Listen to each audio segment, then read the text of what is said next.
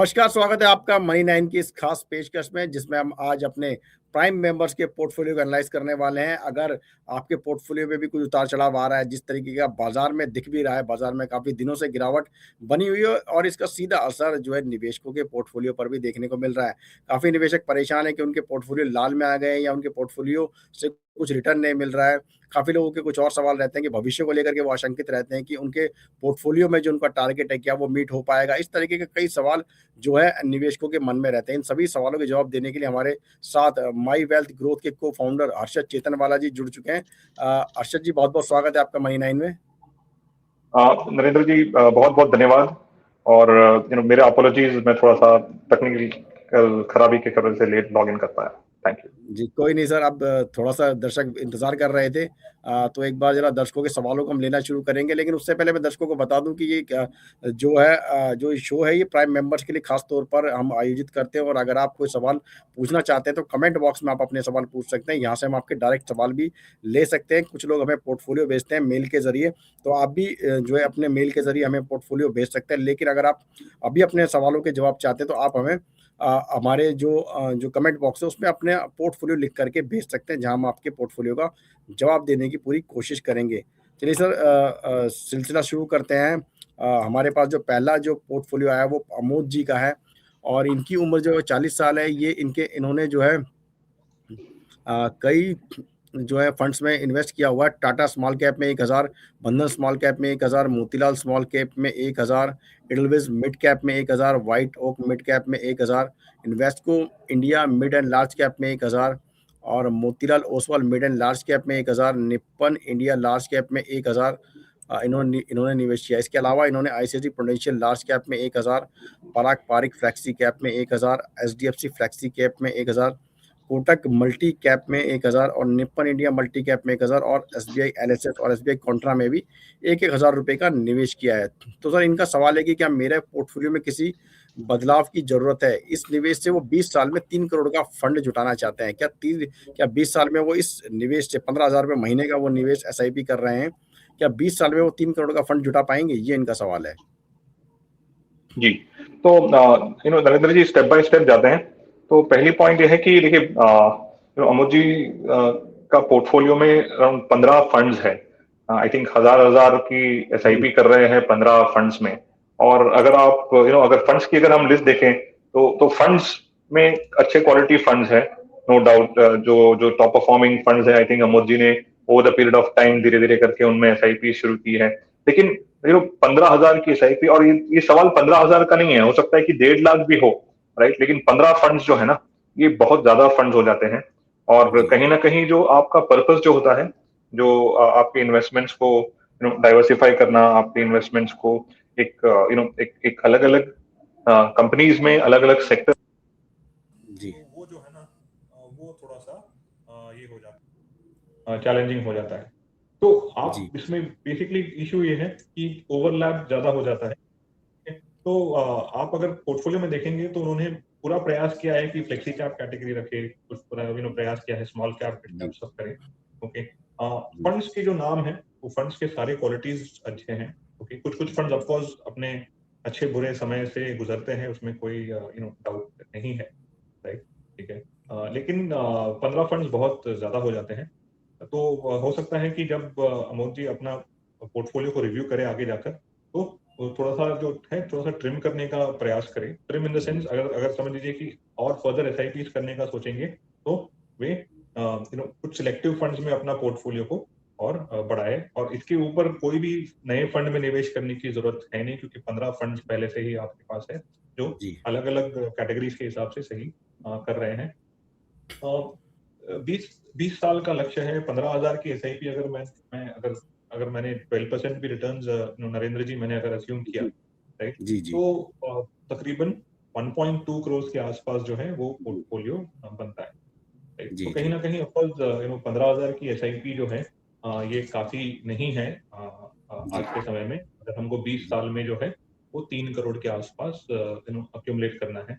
और अगर हम अज्यूम करें कि 12% का जो एक स्टेप अप रणनीति होती है नरेंद्र जी, यहाँ पे आप हर साल जो है एसआईपीज को ग्रेजुअली बढ़ाते जाएं, राइट। ठीक है, तो आप वो करें तो 20 साल में अगर हमने अज्यूम किया कि अराउंड 12% की स्टेप अप, यानी आज जो 15,000 की एसआईपी है, अगले साल जो है अमोद जी 16,800 की एसआईपी करें और उसके हिसाब से हर साल 12% से उनकी एसआईपी की अमाउंट बढ़ाए। तो अगर वो जी, ऐसा करते हैं तो लगभग 3.29 करोड़ जो बनता है 12% रिटर्न जी, अजम्पशन, राइट? तो कहीं ना कहीं 10 से 12% की स्टेप अप आज के समय से, यानी अगले साल से अमोद जी को अपने लक्ष्य के आसपास लेके जाएगी। और जी, ऑफ कोर्स जैसे मैं कह रहा था कि नंबर ऑफ फंड्स बहुत ज्यादा है, फंड्स अच्छे हैं उनके पोर्टफोलियो में, जो फंड्स जो उन्होंने चूज किए हैं जी, वो अच्छे हैं अगर मैं सारी कैटेगरीज में देखूं तो, राइट? लेकिन कहीं ना कहीं आपको ये पोर्टफोलियो के लिए 15 फंड्स बहुत ज्यादा हो जाते हैं। कभी भी आप पोर्टफोलियो बनाएं तो आप उसको अराउंड 8 से 10 फंड के आसपास भी रखें तो काफी।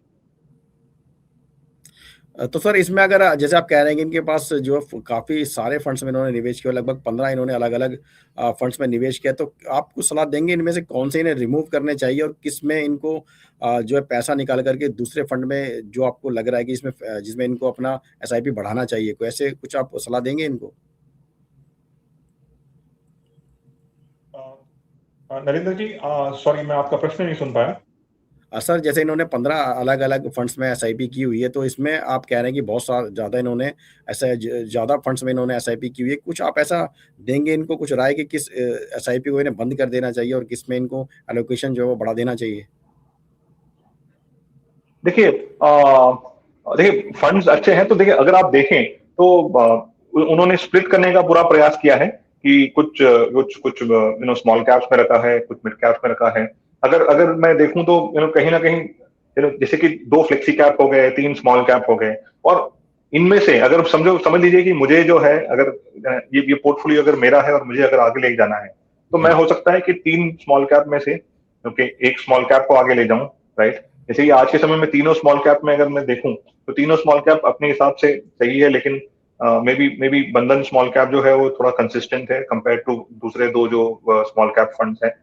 उसी तरह से अगर आप मिड कैप स्पेस में देखें तो उनके पास 2 फंड्स है। तो जी, अगर एक ग्रिड में डाल के देखूं कंसिस्टेंसी के हिसाब से, तो हो सकता है कि ये दोनों फंड जो है वो थोड़ा सा आसपास आए। लार्ज एंड मिड जी, कैप में भी जो इनके पास फंड है। तो नरेंद्र जी, पॉइंट ये है ना कि उनके फंड्स अच्छे हैं, लेकिन अगर आपको इनमें से इसके आगे जब इन्वेस्ट करना है, तो बिकॉज जी। आपके सारे इन्वेस्टमेंट्स में से सही है, तो हो सकता है कि इनमें से एक या दो फंड या फिर एक फंड हर एक कैटेगरी में से लेकर आप अगर आपका एलोकेशन बढ़ाए तो और आसान हो जाएगा। जी। ठीक है सर। सर हमारे पास जो है सवाल भी बड़ी संख्या में आ रहे हैं और मैं अपने दर्शकों से भी कहना चाहूँगा कि अगर वो अपने सवाल पूछना चाहते हैं तो वो कमेंट बॉक्स में अपने सवाल जो है वो पूछ सकते हैं।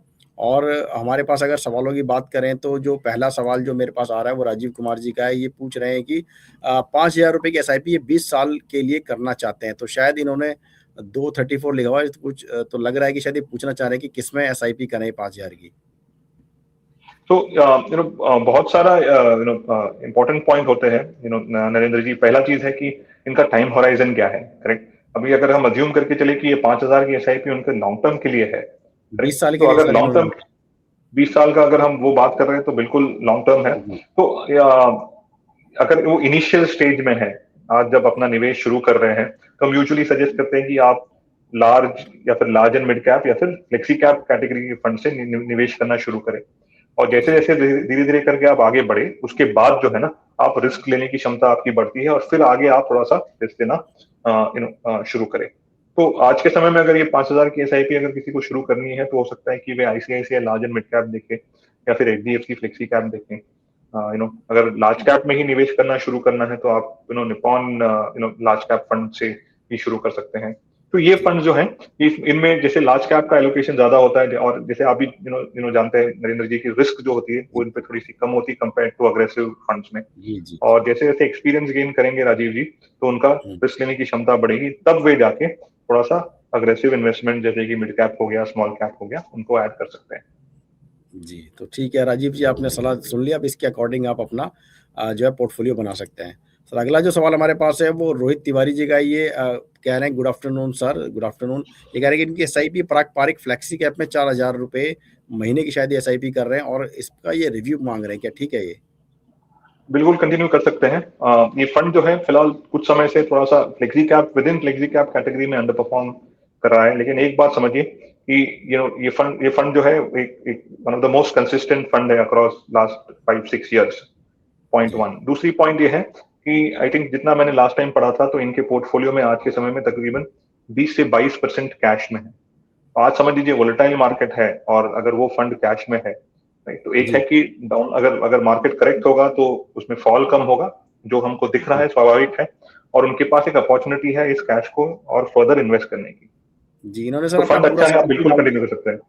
जी सर, इन्होंने अपना पूरा सवाल भी डाल दिया। इन्होंने लिखा है कि पराग पारिक में 4,000 की, मोतीलाल ओसवाल में 3,000 की और बंधन स्मॉल कैप में 2,000 की एसआईपी है। क्या इसमें कुछ बदलाव की जरूरत है? ये इनका सवाल है। तो ये मोतीलाल का जो पूरा नाम नहीं है तो मैं अज्यूम करके चलता हूँ कि ये हो सकता है मोतीलाल ओसवाल मिड कैप हो या लार्ज एंड मिड कैप हो। जी अगर वो है तो बिल्कुल आप इन तीनों में आप अपनी एसआईपी कंटिन्यू कर सकते हैं हमारी राय में आज के समय में। जी जी जी।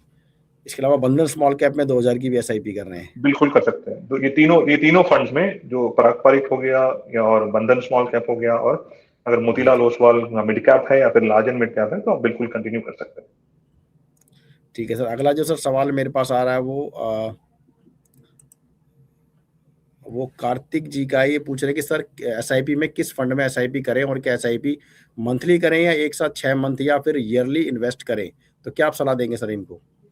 तो देखिए सबसे अच्छा तरीका होता है म्यूचुअल फंड्स को over the period of time long term में पोर्टफोलियो बनाने का, वो होता है एसआईपी। तो कार्तिक जी, अगर आप अपनी इन्वेस्टमेंट की जर्नी शुरू करना चाहते हैं और धीरे धीरे करके जो वो पोर्टफोलियो बनाना चाहते हैं, तो एसआईपी एक बहुत ही अच्छा जरिया है। आप उसको यूज कीजिए, जिससे आप स्टेप बाय स्टेप आपका पोर्टफोलियो जो है वो बनाते जाएंगे। और रही बात फंड्स की, तो फंड्स हम स्टार्टिंग ऑफ द शो से ही हम डिस्कस कर रहे हैं कि कौन से फंड्स में आपको यूजुअली आप निवेश कर सकते हैं। और एसआईपी देखिए डिपेंड करता है एक और चीज कि एसआईपी तो आप किसी भी समय कभी भी कर सकते हैं, उसमें कभी कोई इश्यू नहीं आता, राइट।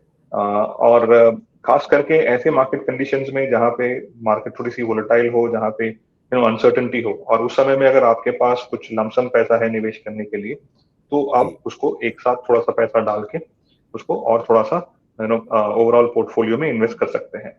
आज के समय में अगर किसी के पास नरेंद्र जी, इस प्रश्न को थोड़ा सा और आगे लेके जाता हूँ और जी उसी जी पॉइंट पे ऐड करता हूँ, क्योंकि हो सकता है किसके जी पास लमसम पैसा निवेश करने का भी जी जी अपॉर्चुनिटी हो इस समय।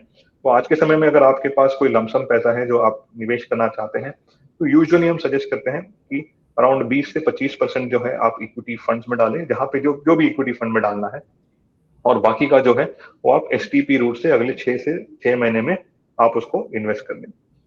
जी। और तो ठीक एसआईपी है तो आप कभी भी कर सकते हैं। जी, जी, बिल्कुल सर। तो इनको अपने सवाल का जवाब मिल गया होगा।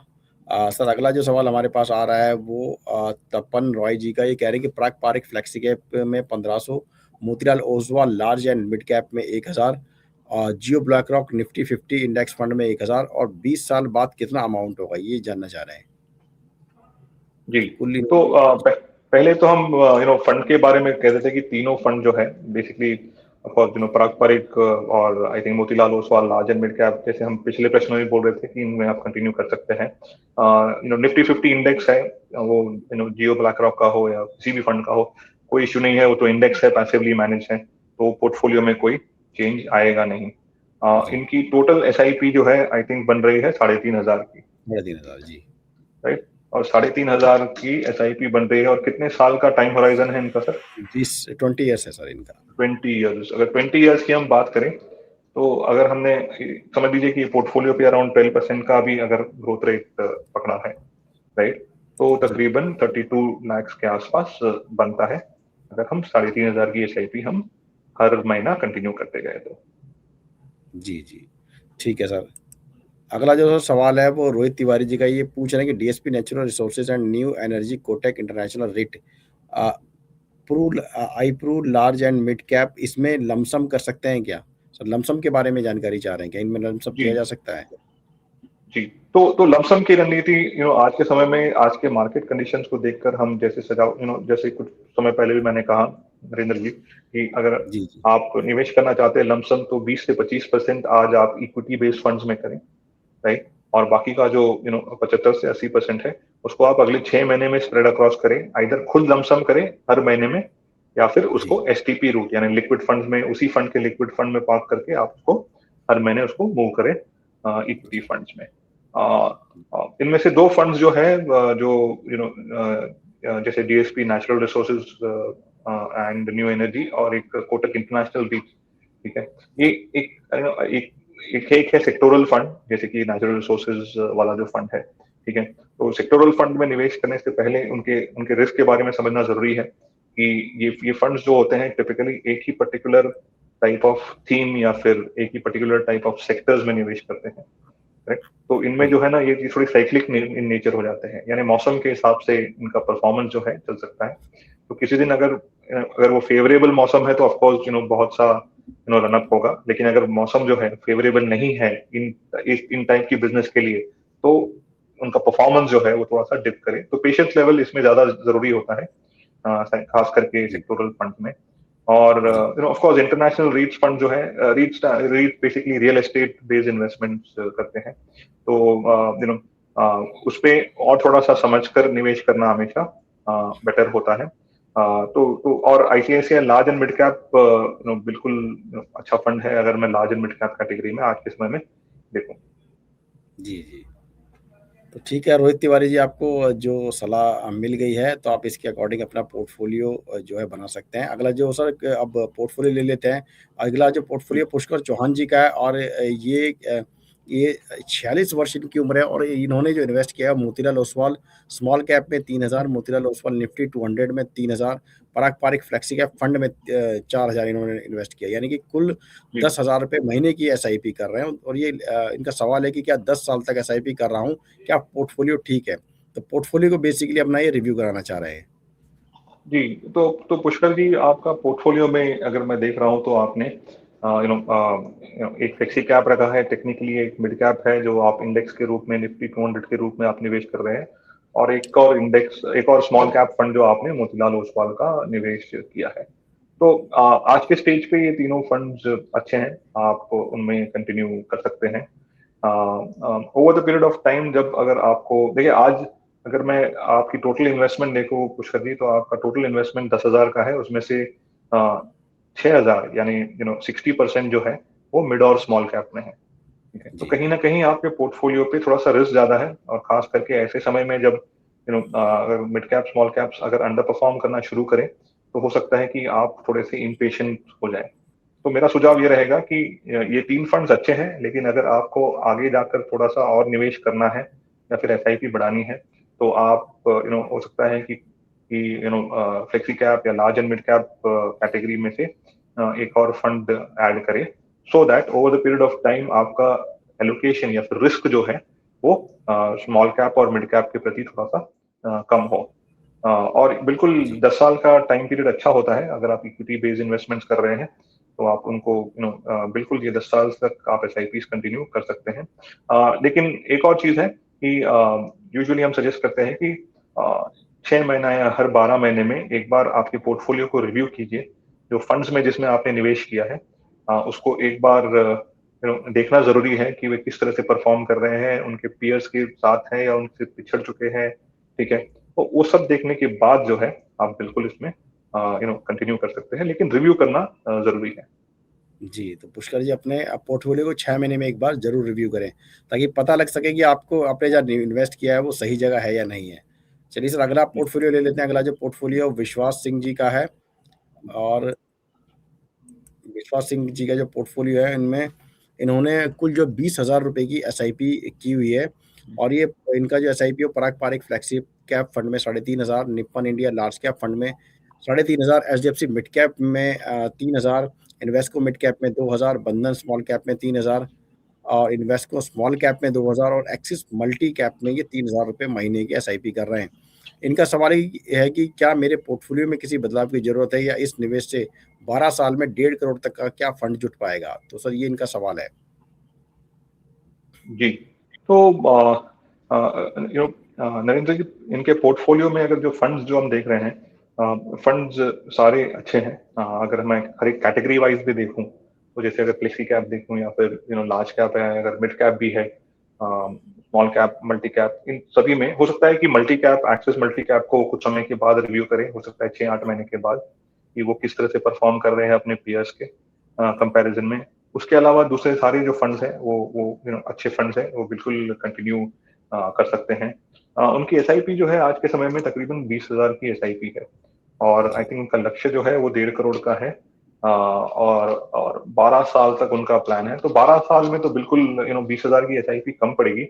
अगर 12% भी अगर रिटर्न अज्यूम करता हूँ जी ओवरऑल पोर्टफोलियो पे, तो तकरीबन 61 लाख के आसपास बनता है, राइट। जी जी तो इधर विश्वास जी को अपनी एसआईपी अमाउंट जो है वो बढ़ानी पड़ेगी, या फिर वे अगर समझ लीजिए कि स्टेप अप रणनीति अपनाते हैं, ठीक है, तो भी अगर हम बात करें तो तकरीबन मेरा अंदाजा है कि 12 से 15% के आसपास की जो है वो उनकी एसआईपी हर साल उनको बढ़ानी पड़ेगी। हाँ, तो तकरीबन 15% आता है नरेंद्र जी। तो 15% अगर उनका जो एसआईपी अगर हर साल बढ़ाते हैं, राइट, जी तो वो तकरीबन 12 साल के बाद जो है वे 1.23 सीआर के आसपास पहुंच पाते हैं, राइट। तो जी कहीं ना कहीं 12 कहीं ना कहीं 15% की जो है एसआईपी कम से कम बढ़ानी जरूरी है, अगर विश्वास जी उस 1.5 करोड़ के आसपास भी पहुंचना चाहते हैं। जी, तो इनको स्टेप अप करना होगा और एसआईपी का अमाउंट बढ़ाना होगा, तभी ये अपने टारगेट को पा सकते हैं। अगला सर जी पोर्टफोलियो बिल्कुल। ले लेते हैं। अगला जो पोर्टफोलियो संदीप कोहली जी का है, ये जो एक इन्होंने लमसम अमाउंट इन्वेस्ट किया हुआ है 4 लाख के आसपास, और इन्होंने जो इन्वेस्टमेंट किया है वो जियो ब्लैकरॉक फ्लेक्सी कैप में 1 लाख, पराग पारिक फ्लेक्सी कैप में 1 लाख, कोटक मल्टी कैप में 1 लाख और White Oak mid cap fund में इन्होंने 1 लाख रुपए इन्वेस्ट किया हुआ है। यानी कि कुल 4 लाख रुपए इन्होंने लमसम इन्वेस्टमेंट किया हुआ है। ये पूछ रहे हैं कि 25 साल में इस इन्वेस्टमेंट से कितना फंड ये जुटा पाएँगे, और क्या इसके अलावा इनको क्या अपने फंड में बदलाव करने की ज़रूरत है? जी, तो देखिए, अगर आज हम उनकी फंड की बारे में बात करें, तो Parag Parikh flexi cap, Kotak multi cap और व्हाइट ओक मिड कैप, ये तीनों फंड जो है आई थिंक इनकी हिस्ट्री जो है वो 3 साल प्लस है, और उससे भी ज्यादा है। पराग पारिक की हो गई, या फिर कोटक मल्टी कैप की भी आई थिंक 3 साल के ऊपर अभी हो गया है। तो इन जी, तीनों को अगर हमने जितना एनालाइज किया है, तो ये तीनों फंड्स अपनी कैटेगरी के अंदर अच्छे फंड्स है, और आप बिल्कुल संदीप जी कंटिन्यू कर सकते हैं। जियो ब्लैक रॉक फ्लेक्सी कैप एक नया फंड है, और उसको थोड़ा सा समय देना होगा हम सबको, कि एटलीस्ट वो चेक करने के लिए वो किस तरह से परफॉर्म कर रहे हैं पीएस के कंपैरिजन में। तो उसको एक मैं कहूंगा कि आप उसको कुछ समय के बाद रिव्यू करें, मे बी 6 मंथ्स, 1 साल के बाद, कि वो किस जी, तरह से परफॉर्म कर रहे हैं। आते हैं कि 25 साल में वो कितना जुटा पाएंगे। अगर आज 4 लाख रुपया उन्होंने निवेश किया है लमसम में, और 25 साल अगर वे इन्वेस्टमेंट्स को होल्ड करते हैं, और मैंने अगर केवल 12% का रिटर्न अज्यूम किया है नरेंद्र जी यहाँ पे, जी, तो जी। जो बनता है तकरीबन 68 लाख के आसपास जो है ये अमाउंट बनता है, अगर यही जी, 4 लाख रुपया निवेश करके रखें, और ये पैसा जो है वो 12% से ग्रो करे, तो ठीक है, तो जी, 68 लाख के आसपास वो पहुंच सकते हैं एट 12% रिटर्न। और फंड्स के बारे में तो हम पहले से ही बता चुके हैं। जी। ठीक है सर। तो संदीप कोहली जी को भी अपने जो है पोर्टफोलियो का जवाब मिल गया है। सर अगले और अपने आखिरी पोर्टफोलियो की ओर बढ़ते हैं। जो हमें आखिरी पोर्टफोलियो मिला है वो संगीता बिश्नोई जी का है। ये 3 फंड्स में इन्वेस्टमेंट कर रही हैं, और कुल 14,000 का इनका मंथली की एसआईपी है। इसमें एसबीआई हाइब्रिड फंड में 5,000, एसबीआई गोल्ड फंड में 2,000 और पराग पारिक फ्लेक्सी कैप फंड में ये 7,000 रुपए का इन्वेस्टमेंट कर रही है। इनका सवाल है कि क्या इस निवेश से 2031 तक 1 करोड़ रुपए का फंड जुट सकेगा? ये और क्या उनके पोर्टफोलियो में किसी बदलाव की ज़रूरत है? अगर है तो वो क्या है सर? ये इनका सवाल है। तो देखिए, इनका जो टाइम पीरियड जो है, अगर 2031 हम बोल रहे हैं, तो हम तकरीबन यहाँ से हम बात कर रहे हैं 5 साल के आसपास की, ठीक है। जी, तो 5 से 6 साल जो होता है वो एक एक डिसेंट समय है, और कहीं ना कहीं इन्होंने इनका निवेश जो है वो उनका एक हाइब्रिड फंड में है, और गोल्ड में पार्क कर रहे हैं, और पारंपरिक फ्लेक्सी कैप में है। तो हाइब्रिड फंड और पारंपरिक फ्लेक्सी कैप एक अच्छा ऑप्शन है निवेश करने का। गोल्ड देखिए, मैं बहुत समय से देख रहा हूँ कि बहुत सारे निवेशक जो है वो पिछला 1-2 साल का गोल्ड का परफॉर्मेंस को देखकर जो है गोल्ड में निवेश करने का बहुत ही रुचि रखते हैं। लेकिन ये बहुत डिफिकल्ट है कि क्या ये गोल्ड के जो रिटर्न्स जो है वो 5 साल तक कंटिन्यू रहेंगे, क्योंकि गोल्ड हिस्टोरिकली एक ऐसे फेजेस से भी जा चुका है जहां पे over the period of time अच्छा रिटर्न देने के बाद काफी समय तक स्लो भी चलता है, राइट। जी, तो अगर टाइम होराइजन इनका 5 से 6 साल है, तो कहीं ना कहीं वो इक्विटी ओरिएंटेड या फिर hybrid, aggressive hybrid funds are a better option, या फिर जी, मल्टी एसेट फंड भी हो जाए अगर गोल्ड की जगह पे, तो कोई बुरा जी, जी, ऑप्शन नहीं है। और ये मैं लॉन्ग टर्म पर्सपेक्टिव से बोल रहा हूँ। और अगर गोल्ड ऑफ कोर्स आप निवेश कर सकते हैं, लेकिन वो एसेट एलोकेशन पर्सपेक्टिव से देखें। और 14,000 की एसआईपी है पर मंथ, और हमारे पास 6 साल है, तो बिल्कुल ये पैसा जो है वो हमें 1 करोड़ तक नहीं ले जाएगा। तो हमें बहुत एक अमाउंट जो है जो निवेश करने का, वो बहुत बड़ा अमाउंट हो जाता है। अगर हम 6 साल में 1 करोड़ के आसपास हम जमा करना चाहते हैं। तो जी, अगर हम बात करें तो ऑलमोस्ट हर साल जो है आपको अराउंड 60%, 60 भी नहीं, 70% होगा। 70-80% ऑलमोस्ट आपको हर साल डबल करना पड़ेगा जी, एसआईपी अमाउंट। तब आप जो है वो 2031 तक हो सकता है कि आप अराउंड 85, तो 85% यानी आज का जो 14,000 की एसआईपी है, तो संगीता जी अगले साल जो है आप उसको 25,900 तक ले जाएं, और उसके बाद जो है वो ऑलमोस्ट 48,000 तक ले जाएं। तो कहीं ना कहीं संगीता जी ये बहुत अग्रेसिव गोल होता है। अगर आपको 6 से 7 साल में आपको 1 करोड़ जमा करना है, राइट। तो आप अपने इस गोल को रीलुक कीजिए, क्योंकि अमाउंट जो आप एक्सपेक्ट कर रहे हैं वो बहुत बड़ा है। और जो जो इन्वेस्टमेंट जो आप कर रहे हैं वो जो अमाउंट के तुलना में काफी कम है। तो धीरे धीरे करके आप अपने एसआईपीस को इधर आप अमाउंट को बढ़ाएं, या फिर आपके गोल को रीएवैल्यूएट करें, या फिर उसको जी, थोड़ा सा और समय दे दिए उन गोल के लिए। जी। तो संगीता विष्णु जी, अगर आप अपने टारगेट 1 करोड़ रुपए का के टारगेट को पाना चाहती है, तो आपको अपने एसआईपी को बढ़ाना पड़ेगा तकरीबन 85% के हर साल बढ़ाना होगा, और तब आप अपने इस जो है टारगेट को प्राप्त कर पाएँगी, या फिर आपको अपने टाइम हॉरिज़ॉन को बढ़ाना होगा, तभी आपको ये टारगेट मिल पाएगा। ठीक है सर, संगीता जी का भी जवाब मिल गया सर। शो को वाइंड अप करने के लिए आगे बढ़ेंगे सर, आपका कोई डिस्क्लेमर देना चाहेंगे?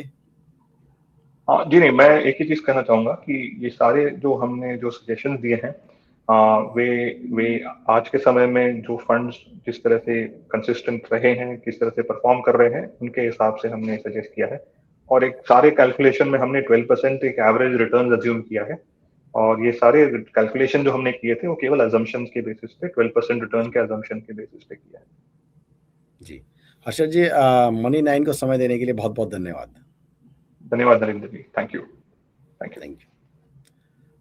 तो ये थे अर्शद जी जो हमारे दर्शकों के सवालों के जवाब दे रहे थे। अगर आप अपने सवालों के जवाब, अपने पोर्टफोलियो के जवाब पाना चाहते हैं, तो आप हमारे कमेंट बॉक्स में अपने जो है सवाल पूछ सकते हैं। अब अगले हफ्ते बुधवार को इसी दिन दोपहर 2 बजे हम आपसे दोबारा मुलाकात करेंगे, तो उसके लिए आप हमारे जो ईमेल आईडी पर या फिर हमारे डायरेक्ट कमेंट बॉक्स में अपने पोर्टफोलियो शेयर कर सकते हैं, जिनके जवाब हम अपने जो है गेस्ट से लेने की पूरी कोशिश करेंगे। तो तब तक के लिए मुझे दीजिए इजाज़त। नमस्कार।